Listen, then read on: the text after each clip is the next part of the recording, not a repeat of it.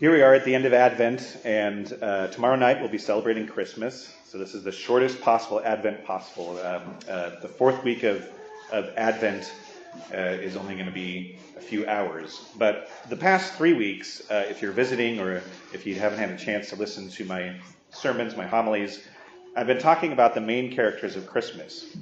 First, on the first Sunday of Advent, I talked about the prophet Isaiah, whose writings are, all of our first readings throughout the course of Advent, both on our weekend masses and the weekday masses, come from the prophet Isaiah because he made so many prophecies regarding Jesus, especially surrounding his birth.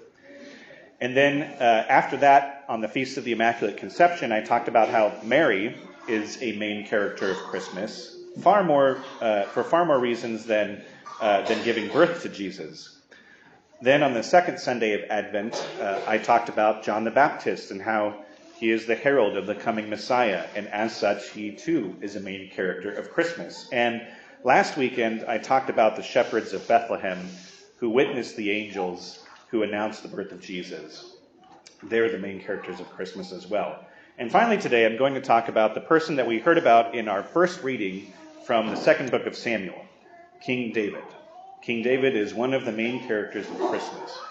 And to explain why King David is a central figure in the Christmas story, I sort of have to do a deep dive into the context of the first reading that we just heard from 2 Samuel. So this first reading takes place after David has become king. And this only happened after a series of bloody civil wars that were fought between David and the supporters of the previous king, King Saul. David has finally united all of Israel under his kingdom, under his banner, and so he has consolidated his political power.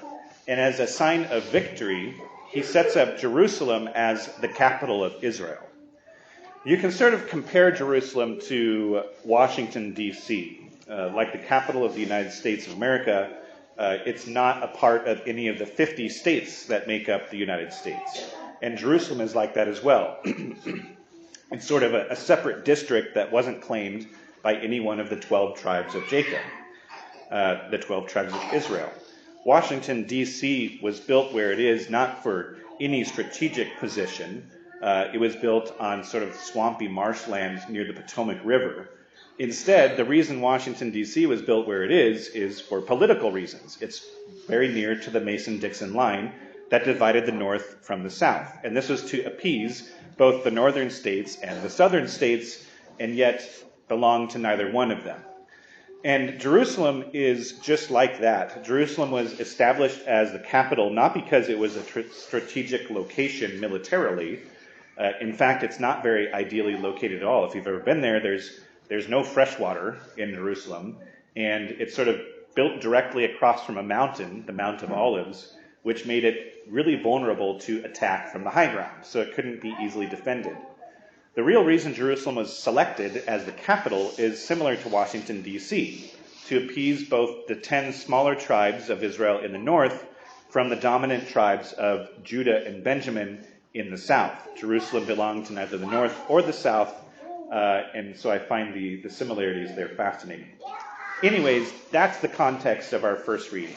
David has consolidated his power, and he's united all of Israel, and he's established his capital in Jerusalem.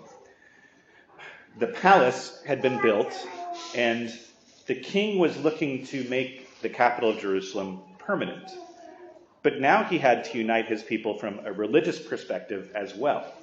And he sort of feels guilty for building a beautiful palace, but God is still, the Ark of the Covenant and the Holy of Holies is still the same state that it was during the times of Moses while the Israelites were wandering in the desert. It was a portable tabernacle, a portable movable tent. Basically, the same setup that they had during their 40 years in the desert. But the wandering in the desert, by the time of King David's lifetime, was hundreds of years in the past. And so not much had changed. And so David wanted to set out to build a permanent temple dedicated to the Lord to unite all of Israel, both politically and religiously.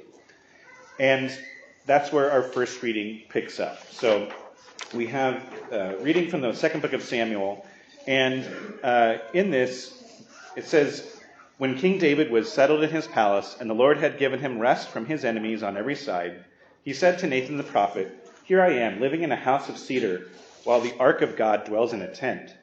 Nathan answered the king, "Go do whatever you have in mind, for the Lord is with you." So David is about to build the temple in Jerusalem, and his personal advisor, Nathan the prophet, gives him permission to do so. But then that night, God speaks to Nathan and tells him otherwise. That night the Lord spoke to Nathan and said, "Go tell my servant David, thus says the Lord, should you build me a house to dwell in?" And then God says that David will not build a temple, that instead his son will. Now, for whatever reason, the church has decided to sort of edit our first reading down, and it kind of cuts out the part where God explains why David isn't allowed to build the temple. And the reason is that David has shed too much blood in wartime. To unite the nation, David had to shed the blood of his fellow Israelites, his fellow countrymen, and that was an affront to God.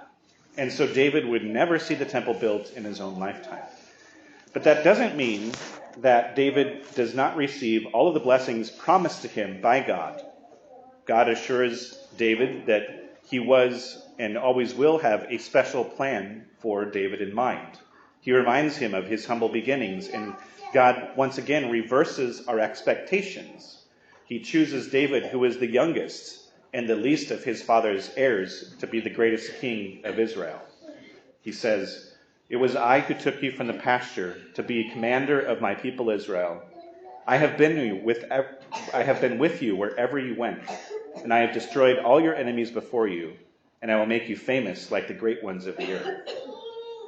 And here's the reason why we're hearing about King David so late in the Advent season.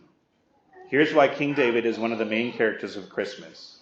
God says to David through the prophet Nathan, "And when your time comes and you rest with your ancestors, I will raise up your heir after you, and I will make his kingdom firm. I will be a father to him, and he shall be a son to me. Your house and your kingdom shall endure forever before me. Your throne shall stand firm forever." Now I'm sure that in David's time, everyone thought that this line, referring to David's son, was referring to his next in line, King Solomon, when he says that he will raise up an heir after David. But if you pay close attention to the words that God is using, he says, "I will be a father to him, and he shall be a son to me." And in this case, God means that literally. In the realest sense possible, Jesus is the King of Kings, the heir to David's throne. He is the actual son of the Father, and his throne shall stand firm forever. And that king is born to us on Christmas Day. By Christmas morning, I will have offered 8 masses over the course of 40 hours, so I'm going to stop talking. I'm going to save my voice. But where we leave off right here, talking about David the king and how he foreshadows Jesus, that is exactly where we're going to pick up on Christmas, where we talk about the main character of Christmas, Jesus Christ himself.